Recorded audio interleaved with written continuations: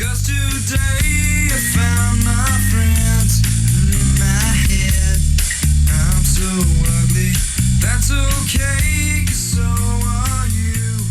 Broken ears, someday. And that was Kurt Cobain from Nirvana.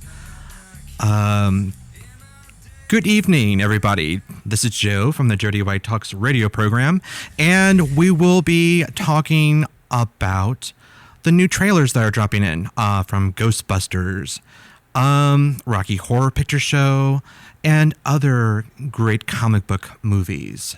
So let's get our geek chic on. Absolutely. So the first song we're gonna play is Ray Parker Jr.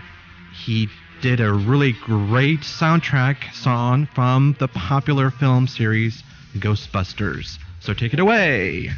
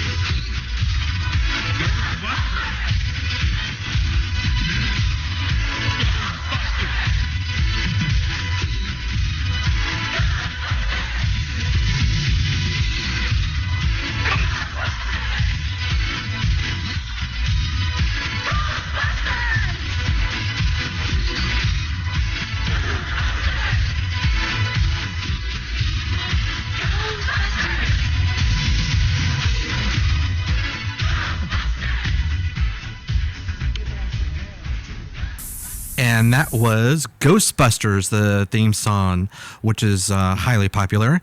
And just to also let you know, I do have a guest tonight. His name is Sanders Fabares. He is an author. He recently just published a comic book series. It's called The Pale.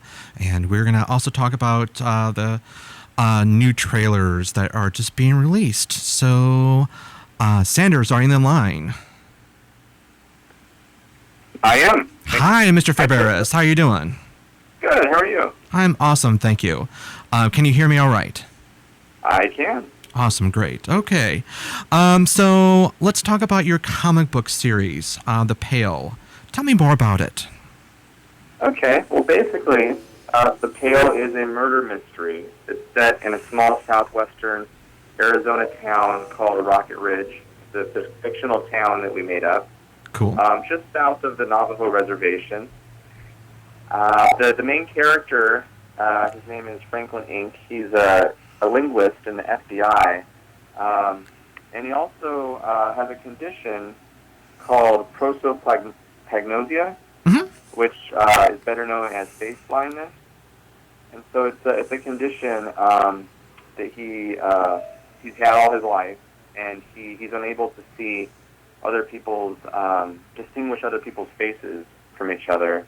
And so, while most people see it as an impediment, he kind of, he turns it into kind of a strength of his. Really? Okay. So basically we're dealing with like a murder mystery Matlock series, but instead of, I'm sorry, there was some feedback. I'm sorry. More supernatural vibes to it. Than just a straightforward procedural murder mystery type thing. Right. We kind of based it off of shows like that we grew up with, like Twin Peaks and X-Files. Also, small town vibes of like Longmire, if you've seen that, or it's based in a very small town, so you get a colorful cast of characters, kind of like Twin Peaks. Nice. Okay, so what was that was basically your inspiration for the actual series? Yeah, we knew we wanted to do something based in a small town, where we got the idea for using face blindness. The main character was actually from one of the early episodes of Hannibal a few years ago, where one of the characters in the show suffered from face blindness, and so because they had face blindness, Hannibal was able to interact with them without them understanding who he was, and they couldn't remember who it was that they saw commit these murders. So when we saw that, we kind of combined that idea of what if a character had face blindness with what if he was on the opposite end and he was a investigator or a linguist that was trying to track down a murderer. So we kind of just went from there with it. Well, that's cool. What's the meaning behind the pale? Oh, yeah. See, that's going to be a little tricky. I'm sorry without revealing the plot or any. Yeah, that's the tough thing. It kind of would if I told you. Oh, okay. Well, then I guess I'll have to read it first. When is it going to be dropping? Well, we just printed our first 300 issues, and we're just trying to right now get it out to the shows to get see what interest there is in it and kind of spread it around. Okay. Taking it out to different comic book shops that we know. Really just trying to kind of feel out where the place is for it. So yeah, we're hoping to have a Kickstarter for it once we sell these, and then by the time the Kickstarter happens, hopefully we'll have enough for a trade's worth, which is basically 5 issues worth. So we want to publish it in trades. Probably going to be about 3 trades after it's all said and done. Right. So that's kind of where we're going with it right now. It's our first book, so we're kind of trying to feel it out. We're learning as we go. So, but no, it's a lot of fun. It's a lot of fun. I never thought I'd have a published book like this, and it's pretty neat to have happen. Right. I mean, I never thought I would have my own radio show, and here I am, just talking on the radio. Yeah. Exactly. It was like, what was it, like 2 or 3 months ago that we first met in Washington, D.C.? Now we're like almost BFFs talking on the radio. That's cool. Yeah. So just a question of curiosity, who did the drawing for this? Did you do the drawing, or did your wife do it? My wife did all the drawings, Mm-hmm.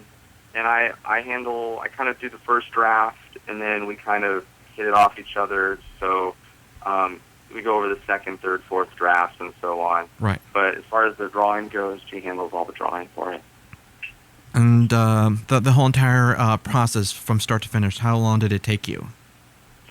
Wow, this being our first issue, it took us a good year to really define where we wanted to go with it, because I think the first issue is really the toughest part. Is when introducing the characters, doing it in such a way that it's informative yet interesting.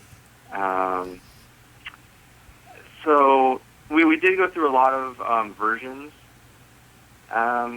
How we wanted to kind of introduce things, and it really shows when I look at the old versions a year ago. It's pretty amazing where it's come so far. No, when you do a series like this, it takes so much work as far as, like, we made up our own city. Right, we're making up all these characters. We have to research, face blindness. We actually took a trip to a week-long trip to Arizona as a road trip. Oh, wow. To just get information and research and meet people and talk to people, so we could give it a sense of authenticity that a lot of comics, a lot of books don't have. They don't do that research.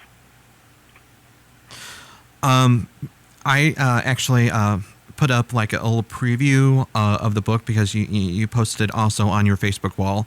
I mean, just it looks amazing. It looks really good. Like it's like a professional comic book.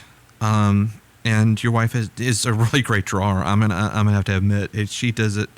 She gave it a really good service. I mean, it. Well, thank you. So detailed. I mean, it just really grabs me and puts me into the actual setting. It just reminds me of this really dark Stephen King comic book that I'm reading. So, yeah. Have you seen The Stand? The Stand? Yes. Have you read it or seen it? Oh, yeah. I've read it, and I've seen the series, too, yeah. And it just gives me that kind of vibe. Okay. Oh, good. Yeah, that's kind of what we're going for. There's definitely a darkness to it. It's kind of a lot, David Lynch is one of our big inspirations with movies like Blue Velvet and Twin Peaks. Mm-hmm. We want to show basically that, this small town, it has a very, Andy Griffith vibe to it, but right. There's also another side to things that a lot of people may not see. Right. And also, we're going to get into the Native American mythology as the book goes on, since the town is right under the Navajo reservation in Arizona. And it takes on somewhat of a supernatural feel later on as we go. Maybe like a ghost story, or maybe... It's hard to say without giving too much away. Okay.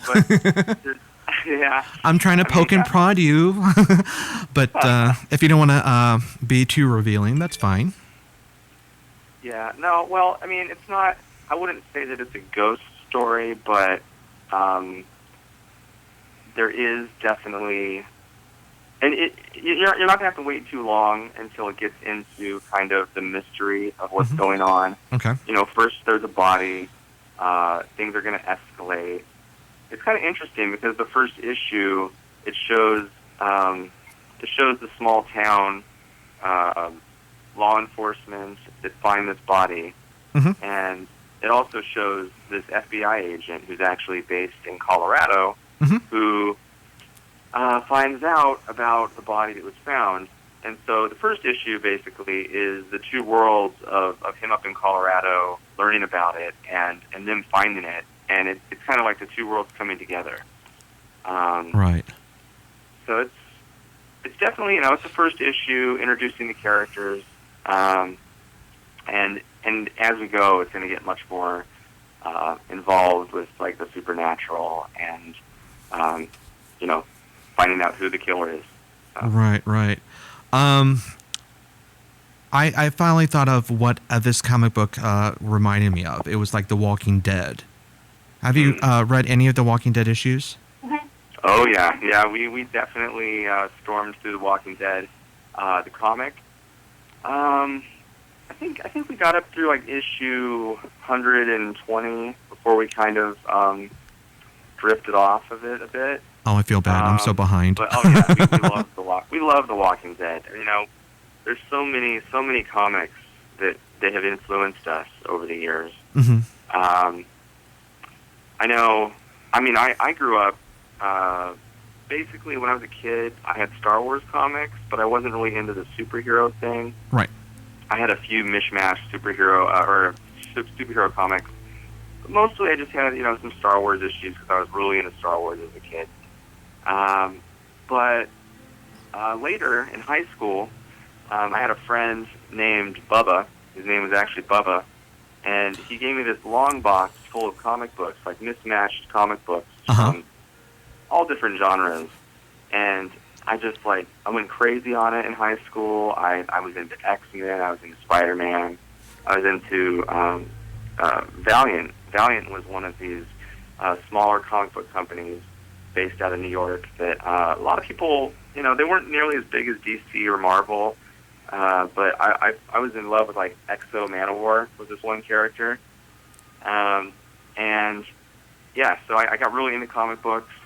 Kind of fell out of it a while after high school, maybe for 10 years or so. But then when my wife was, when I met my wife in college, she was an artist, and she had never really got into comic books very much. Right. So I wanted to share all these old comic books I had with her. And ever since then, she just it's like wildfire. She's just taken to it. She loves comic books. We went to the library to their graphic novel section and just read through the whole thing. And Walking Dead and Fables was a couple of the series that we just went crazy on. So there's so much out there to read. It's really great. Oh, absolutely. Right now, I'm trying to finish my the fifth book of the Game of Thrones series. Like I was telling Darren, the station manager, these books are very long. They're not like 200-page books. These are 800, 1,000-page novels, and you would have to go through, like, the family history of each house, and it's so intricate. And you got a lot of plot threads, and wow, it just completely amazes me how much we have that we can go through as far as geek culture. Yeah. So we still have some time left before break. Let's talk about trailers, because there's just so much controversy or controversies about these trailers that are dropping. Ghostbusters, the latest Ghostbusters. Have you seen the latest Ghostbusters trailer? I'm hoping. Yeah. Yeah. Yep. What do you think?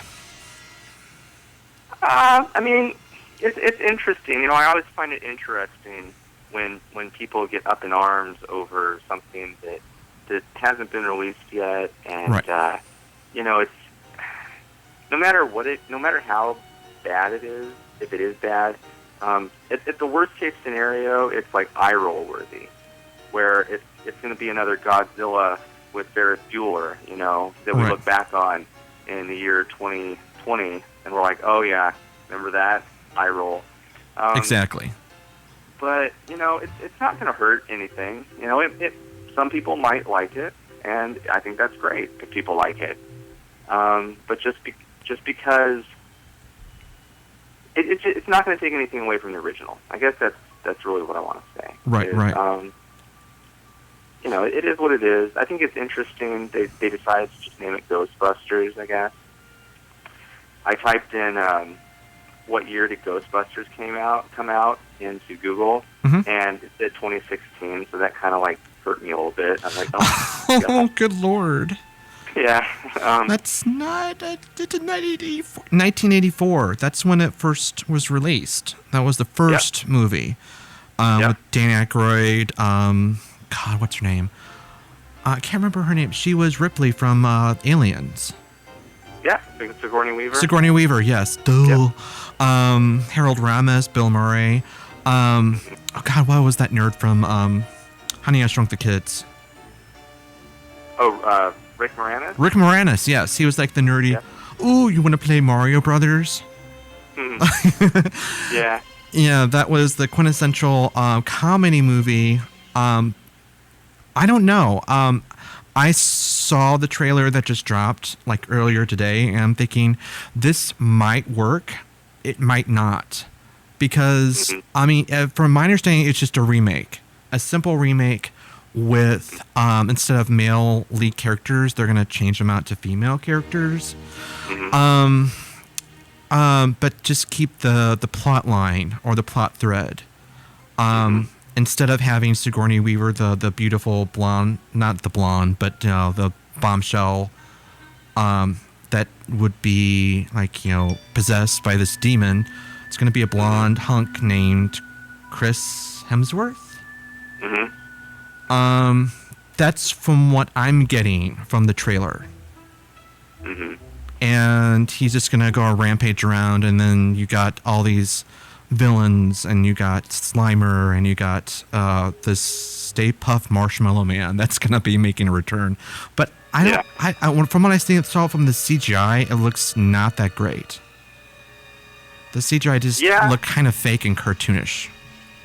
Yeah, they definitely, they try to put a new coat of paint on it, and the old one still holds up today. Right. And, it's interesting. I encourage everybody to go watch the original trailer after they watch this new trailer to see kind of the differences. I know with the original trailer, they don't show very much of what the actual movie, plot is.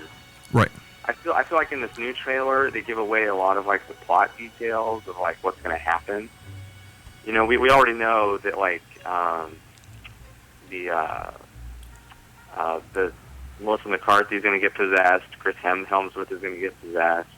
All these things are going to happen. Right. And it's fine, but I wish with reboots they would leave more mystery to it, I guess, rather than try to put a lot into the trailer, I guess. Exactly. That's what I think. I completely agree with you about trailers, because they just put so much into the trailer. You think you would seen the whole entire 2-hour film in that 2-minute trailer. I don't know. Let's see. I have mixed feelings about it too. I hope it's good. I'm not expecting it to be really good, but it might make some people happy. I think the biggest thing is people think about what it could have been in their own mind. Right.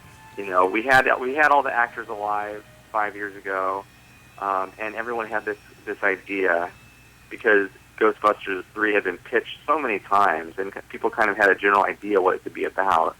Of bringing on a new generation with the old generation, introducing them, kind of like the new Star Wars did, where you have the old actors kind of passing the torch to the new actors. I think people were always envisioning that type of thing when it came to a franchise like Ghostbusters. Right.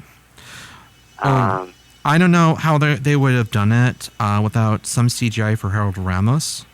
Because unfortunately he passed away 2 years ago.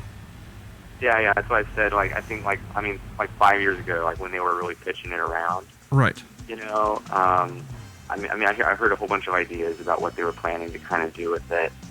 And after he passed, they kind of went with this whole other approach where they got the Bridesmaids director, I think, isn't it? The Bridesmaids director?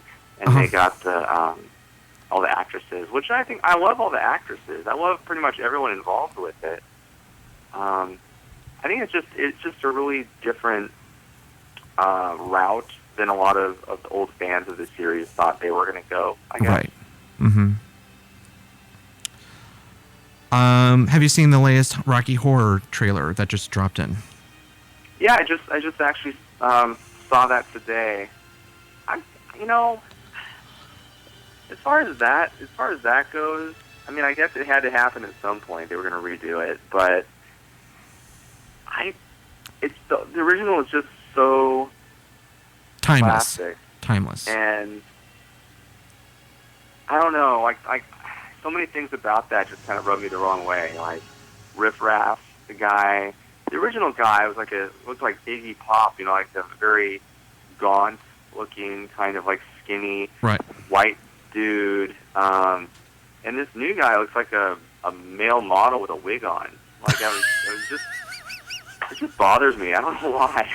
Right. I can't remember his name. I know he stars in it's a TV show. It's on Showtime called Penny Dreadful, and he stars as Dorian Gray, the you know what you're talking about, the male model, the gorgeous man, and yeah, he should look like Igor, not like this pretty male model thing. And it just, I completely agree with you as far as, I don't know, Laverne Cox. I mean, really, I just thought it was a completely bad trailer to begin with, because they didn't include some really good spots, like at least do like a song medley. Because Adam Lambert's supposed to be Eddie, you know, the guy that's supposed to be killed in the middle of the film. Yeah. You know, the guy on the motorcycle that Meatloaf played. And Adam Lambert's a very good singer.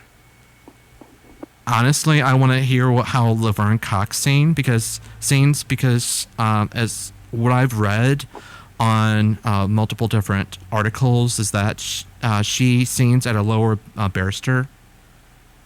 So, I mean, I don't know. I was just a little disappointed with it. Yeah, it's going to be interesting. I don't know. Like I was saying, the original is just so iconic, and it's in such a cult. You know, every Saturday night, you know, it's a tiny theater movies. Right. And if you want to go see it reenacted again, you just go to the movie, and usually they have like actors playing the parts, and I can't see people getting behind a remake. I guess I don't see it having that same level of campiness. I think campiness is important when it's like a cult type thing, you know, like exactly. That's, I guess, why that movie The Room does so good, because it's a bad movie, but it's also just so campy. You're tearing me apart, Lisa. That's the epic line from that film, and the only epic line Laverne Cox said was about having a good time. It's so hard having a good time. I'm like, yeah, I mean, that's one of the epic parts of not one of the epic parts of the movie, one of the most important lines, but what I thought was, the sweet transvestite part of the film, to where, Tim Curry turns around and it just, or the time warp. Do like a clip from the time warp. I don't know. It just, to me, it just was not a really good trailer. And I'm so upset. There's probably not anything I like about it at all. I thought it was pretty bad too. I was pretty surprised how bad it was, actually. Is it supposed to be an actual movie, or is it a made-for-TV thing, or what? It's going to be a made-for-TV movie on Fox during Halloween. Fox, okay. I do know that Tim Curry is supposed to be in it as the narrator. As this, the crime narrator guy. Yeah, see, it might be fine in that context. I mean, as a feature film, I don't think it would be good. But as far as like a made-for-TV, fun Halloween type deal, it might be okay. But in any event, it just had a terrible trailer. Oh, good Lord. Yeah, I agree with you. Yeah. As far as a 25-second, like a teaser spot, yeah, I have to agree with you. It was a pretty bad trailer. Well, Yeah. what we're going to do is we're going to take a break. I want to thank you so much, Mr. Fabares. We're going to get back to you in just a few minutes, but I want to play a song, and it's Blinded by Science.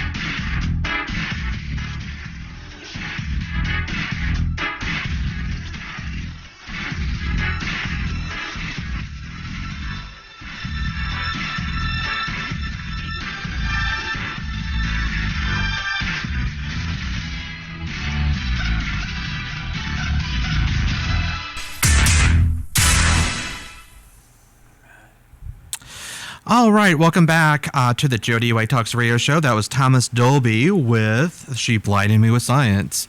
So, Mr. Fabares, are you still on the line? Yes, I am. Awesome. Well, thank you so much for patiently waiting. I wanted to talk more about current events because there was something that dropped into my news feed.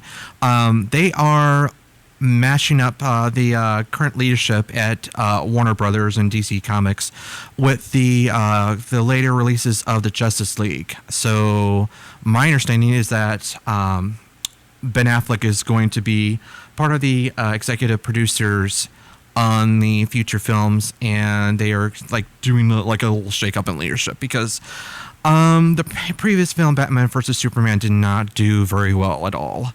It missed their mark of expectations. They wanted to make over $1 billion in money internationally, and they only made about 860 million worldwide.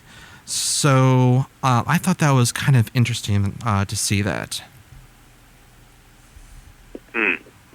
Yeah, that is. I didn't see the Justice. I didn't see the Superman Batman movie. But I heard a lot of mixed reactions on it. It'll be curious to see what they do with it. I would like to see another great Batman movie again. The last Batman movie I wasn't really into either with the Zack Snyder stuff. Right. There will be a future release of an animated Batman film. It will be called The Killing Joke, based off of the comic book The Killing Joke. It explains more of why Batman is so vengeful, I guess, because it's pretty brutal. It's an R-rated film on an animated film, so it's going to be interesting. And from my understanding, in July they're going to drop the Batman vs Superman Blu-ray edition, which will have an extended edition of 3 hours, which should fix some of the mess ups from the PG-13 release. Yeah, I know The Killing Joke was one of the top Batman stories of all time, the comic. So I'll be curious to see how they do it.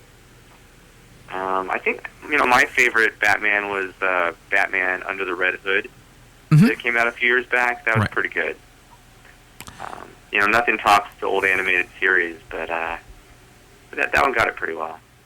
They do so many animated movies these days. It's kind of crazy. I know, it's interesting. I remember watching, I think it was like a few years ago, the Wonder Woman animated film, which was a little bloody. I thought it was going to be, kid friendly, but no, it was more brutal than I thought it was going to be.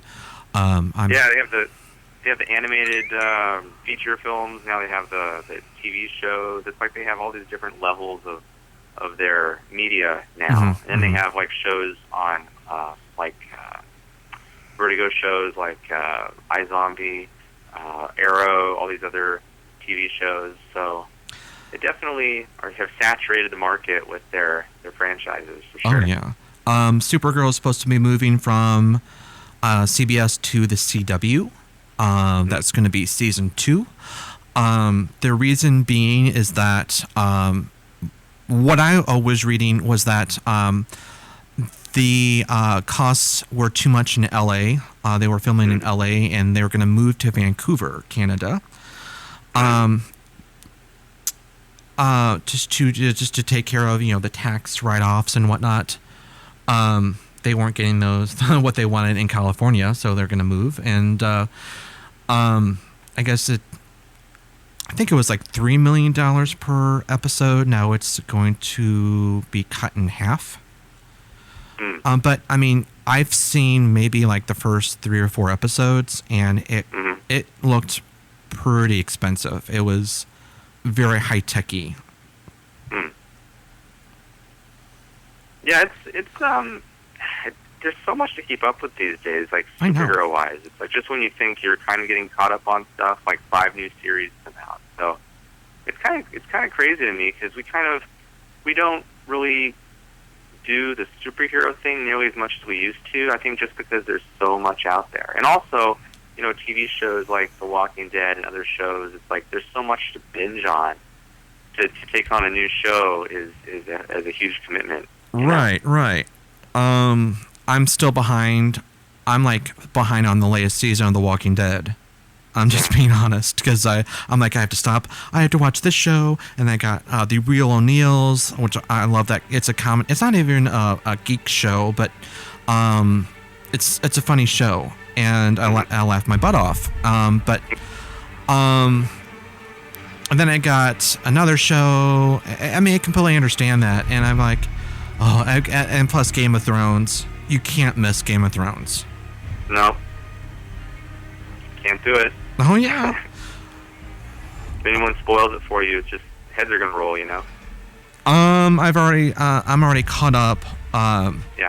to the point, I think, Melisandre, just that scene at the end of the first episode was kind of like, like, you think she was this bombshell beauty, and now she's like 100-year-old nursing home lady. Like, yeah. Yeah, they do a great job of constantly having those jaw-dropping moments where it's like, what the heck? So it's pretty fun. Absolutely. And the Red Wedding, that caught me off too. That, I mean, it wasn't as brutal as it was in the books, but just seeing it on like the TV is like, and then they also have reaction videos on YouTube where people have seen the scene, and it's just some of it's so funny. Yeah. It's interesting, though. We kind of fell off watching The Walking Dead, too, because, you know, unlike the comic book, each week they have to worry about their ratings. So Right. It seems like they're always trying to one-up themselves. Like, oh, how are we going to, you know, show the next glorious scene, or how are we going to, you know, do something sensational to keep people interested, you know? Where it's like in the comic books, it's all about telling a narrative story per issue. And it's very different. It seems like they do a lot of things for ratings sometimes. Just a very different medium, I guess. So we kind of fell off, I guess, after they, I forget her name, after they failed to rescue that girl from the hospital or something. It was like a few seasons ago. Oh, are you talking about the blonde girl? Yeah. Yeah, and spoiler alert, she gets killed. I mean, yeah, I know. it's like I think that's where we stopped. There was kind of huge controversy this season about Glenn. There was a standoff with Glenn and another. What would I call the people in that group? Part of Grimes' group. I would say the Grimes Party. I'm going to call it myself, Grimes Party. And they were on top of a garbage unit with zombies circling them, and the other guy decided I'm going to commit suicide, and he just falls off the garbage unit, and he pulls Glenn with him, and you think, oh, good Lord, Glenn is going to die in this episode. And then they hold off letting us know what happened to Glenn for like 2 or 3 episodes. I'm like, really?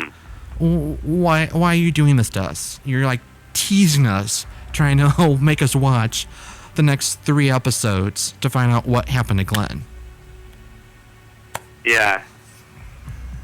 I've heard about it. I mean, you can't help but hear about kind of as it goes on, like what's kind of, you know, being done in the series. But I don't know. There's so much other really great storytelling shows out there. Like, I don't know. Like, have you seen iZombie at all? Heard about it. I haven't seen it yet.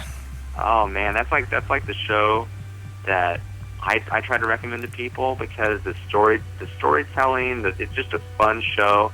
It has a very diverse cast of characters. You know, it has all different races. Just the main actress, Rose McIver, is totally cool. It's a great show. And you know what? I never expected it to be great. You know, I really don't watch the CW that much, but when I saw that show, I haven't been into a show like that in a while. So definitely check out a few episodes. I think the first season's on Netflix now. Ooh, okay. So give it a shot.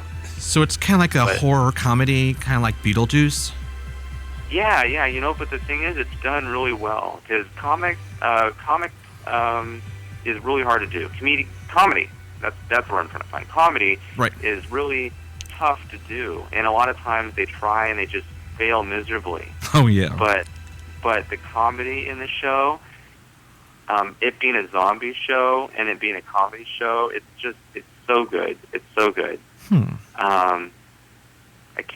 The writing is the best writing, I think, on TV. Some of the best writing as far as comedy goes. And what do you know? We were talking about it. Guess where it's filmed? The what? Guess where it's filmed? Vancouver? Vancouver. There you go. Exactly. It seems like everything is filmed in Vancouver nowadays. Yeah. Yeah, I know. It was the X-Files was, and then a bunch of other series were, and yeah, pretty much everything these days seems to be up there. Ooh, X-Files, the new TV series. Yep. I haven't seen it yet. Have you seen it? Yeah. Oh man, that was okay. You want to talk disappointment? That was pretty disappointing. Oh, the reboot is disappointing? How so? I just that's another case of your preconceived ideas about what it could be. Right. You know, they've had all this time to really get it right. They had all the actors on board. They had the same director, all the same players on board. It could have been great. They could have updated it and made it kind of current to today's world climate. But they totally just, I don't know what they were thinking. Like some of the episodes were just it was all over the place. They didn't have any real structure to them. I was so disappointed with it. You know, they tried to have a couple of like comedy type episodes, right, and then a couple of serious episodes, but I don't know. It just really missed the mark. I was really surprised. I'm really, really, really, really hoping that Twin Peaks does a good job.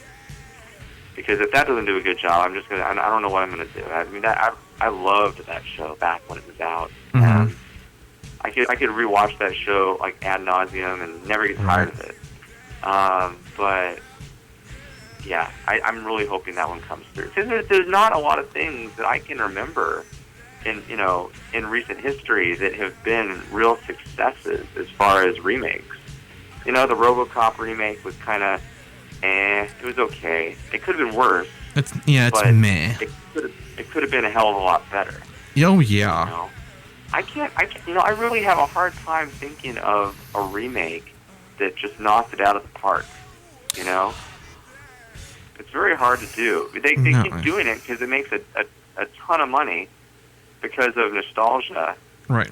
But at a certain point, you got to wonder: are people gonna, wake up and be like, "Oh God, it's a reboot. I'm not gonna even give it a shot until I go to Metacritic and see what it says." You know.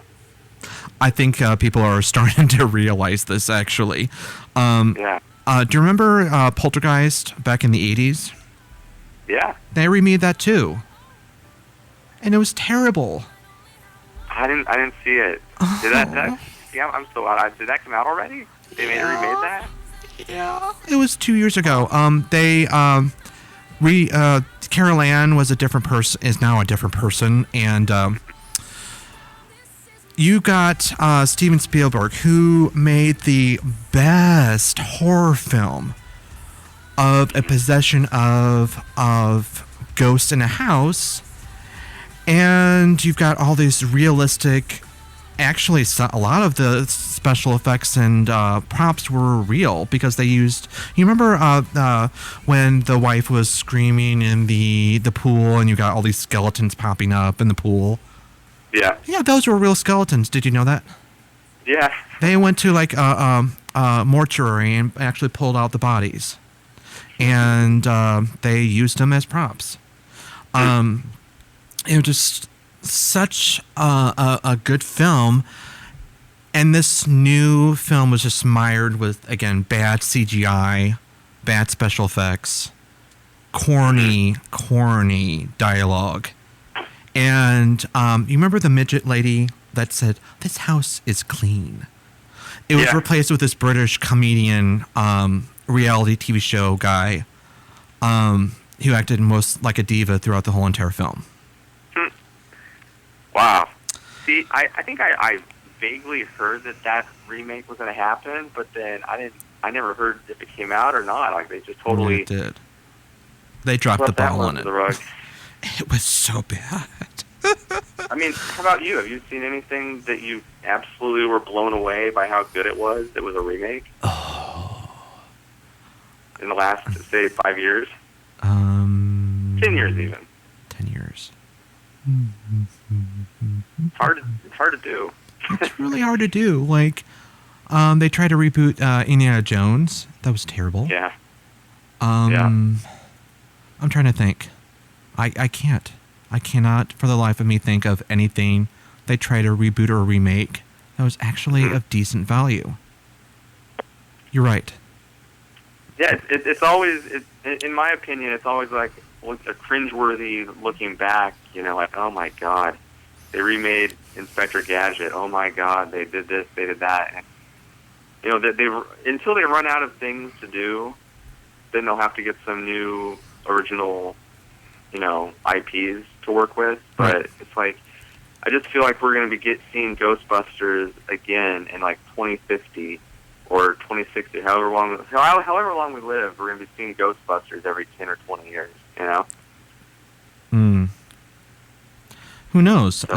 We might have this technology to where we can cryogenic freeze ourselves and then have our brains implanted into robots. We'll all be Robo something. I'll be Robo Joe. Station Manager Darren will be Robo Darren. You'll be Robo Sanders. I don't know. Yeah. It'll be interesting, though. Yeah. Or technology is rapidly advancing so much. Do you know our brains can hold the amount of data that is in a petabyte? In a what? In a petabyte. It's 1,000 terabytes. Oh. So in the It's next like maybe our brains, basically? 20 or 30 years, we can download our memories into a chip Hmm. and be artificially intelligent. Hmm. What do you think about Scary. that? That's kind of scary. It does sound kind of scary. I mean, I completely agree with you. There was this comic called Battle Angel. That was kind of the premise, was people living up in the city in the clouds replace their brains with little microchips. Reminds me of that. Yeah, it's and then they could like live forever supposedly because they, you know, their brains would never grow old. So it's a scary concept. Well, But there's it's kind of neat too to think that we could have our ancestors' memories instead of wondering about, you know, how history was recorded. We have all their memories right here to draw from. Mm-hmm. Kind of neat. I don't know how that would work really, because there is such thing as data rot. Have you heard of that? Mm-hmm. Oh yeah. My wife's terabyte box died this year, so we had to take it to a recovery place, Mm-hmm. and they charged us like $1,500 or something to recover all of her art from it. So yeah, we're well aware with the data loss. Oh my stuff. good lord! That's terrible. I mean, yeah. Does she? I hope she backed it up from some other source. She does now. She didn't then. That's why it cost so much. Otherwise, we would have been like, you know, to hell with it. We'll just scratch the box. But yeah, she didn't back it up. Mm. It was a lesson she had to learn the hard way. Mm. Oh, I almost forgot. Teenage Mutant Ninja Turtles. That just dropped. Oh yeah. From my understanding is that we're gonna do a time kind of time warp storyline with Crane now being in the picture. Yeah, it's interesting. I think Michael Bay is gonna like destroy everything. It's like the first Turtle movie that came out a couple years ago. I think that was the first movie I walked out of, and like since I was like since I was like in high school. Like I've never wanted to walk out of a movie before. Yeah. I really didn't like it. It was not that great, in my opinion. It just seemed kind of too much like the Transformer films. Yeah, it's pretty much they have a lot of ideas they put into it. Like, we could have Whoopi Goldberg be in it. Oh, we could have Megan Fox be in it. Oh, let's give her a yellow jacket. That's kind of nostalgia. Let's put these characters in it. Let's put these other things in it. So they try to like cash on nostalgia, but they just they try to cover up all the problems they have with this glamour, this glitz of like the CG. And you know what I hate the most is when they do that slow-mo stuff. Kind of like The Matrix. Oh yeah. Okay. So my biggest pet peeve in movies is when they have a slow-mo scene where the camera is going like around the characters in ways that no camera could possibly do. It's going through the middle of ninja stars and underneath their crotches and up around their heads and like this crazy spin kicks and stuff. And it's like, I like to know that just tells me right there that there was no cameraman involved in the making of this scene. Exactly. It was a computer. Yeah. Oh. So I think the movies that I like the most these days are when they use CG. Like in the Mad Max Fury Road movie, where they used CG to amplify the effects of it, but they didn't have these crazy. Everything was stunts. Everything was real. They didn't do these crazy things with fake CG trucks with flying through the tiniest parts of the truck and stuff. So you knew it was real. It still seems authentic and visceral because you feel like you could be there. When they have these movies like Michael Bay movies where it's just these crazy flying camera angles, like I know I can't. I'm not there. It takes me out of the entire experience because I'm just watching a video game at this point. There's no possible way that I could be in this scene, so I'm not. It just drives me crazy. Like, I think in the new trailer, there's some, Bebop and Rocksteady are in a tank coming out of a waterfall, and it's like the CG artists are just basically, getting off on what they can do. Like, look how amazing this water looks in slow motion with the turtles in the tank, and it's so like almost selfish, self-referential. It just puts me off. It's like we can do this, but that doesn't mean you should do it. Exactly. And I hope the neutrinos don't show up in this film because they were the most annoying characters ever. Those punk things? Yeah, those punk 50s, wannabe 50s characters that came from Dimension X. Right. Okay. They were the first characters that came through. And then you got Crane, the guy that was dislocated from his body, and he had to use a big robot to transport himself around. And then you got Bebop and Rocksteady. I just hope that these characters won't be like Jar Jar Binks from Star Wars. Well, yeah. Go ahead. I was just gonna say that like the designs of the turtles. I mean, I guess I don't know. So something about like a lot of the design choices they made, just gets me. And it seems like Bebop and Rocksteady. There's an obvious choice. Everyone's always wanted to see them, so let's put them in it. I think it's cool, but I'm looking at the old Turtle movies, where they use the actual costumes for the bad guys, the Super Shredder, or I think the second movie, The Secret of the Ooze, when they had I forget his name, like Razor or something, the two other mutants they had. They were, they had real fur, and then some prop maker, some costume maker actually made them. And you felt like you could touch them. And this new stuff, it's so. It's just catering to the video game generation, and I love games. Mm-hmm. I love games, but when I go to a movie, I want to watch a movie, and when I think of movies, I think of this, the heritage of movie making, where it's, costumers and set design and fashion and all these great parts that go into the movie, and CG is kind of just sucks when it just takes over everything, Like the designer, there is a designer that makes the design choices, obviously. Right. But the, it's all put in CG. There's no actual material. There's no costumes. I love seeing, like, the costumes and things. When in a Turtles movie, there's no costumes. It's all fake. Except for April's costume. It's, like, all fake. Exactly. So, and I don't know how fake Megan Fox is.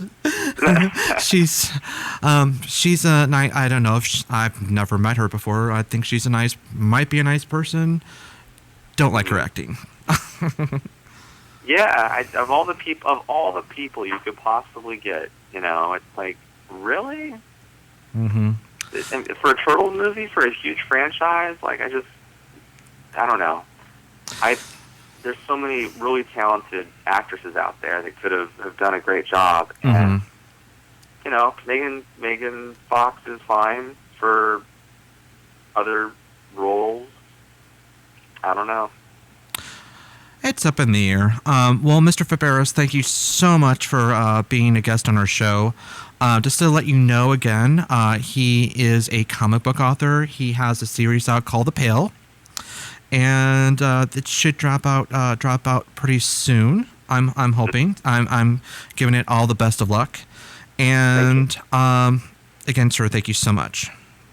You're very welcome. I just want to say, it's if you want to search for it, it's The Pale Comic Book on Facebook, or if you go to Tapastic, TAPASTIC.com, and search for The Pale, you can find it there too.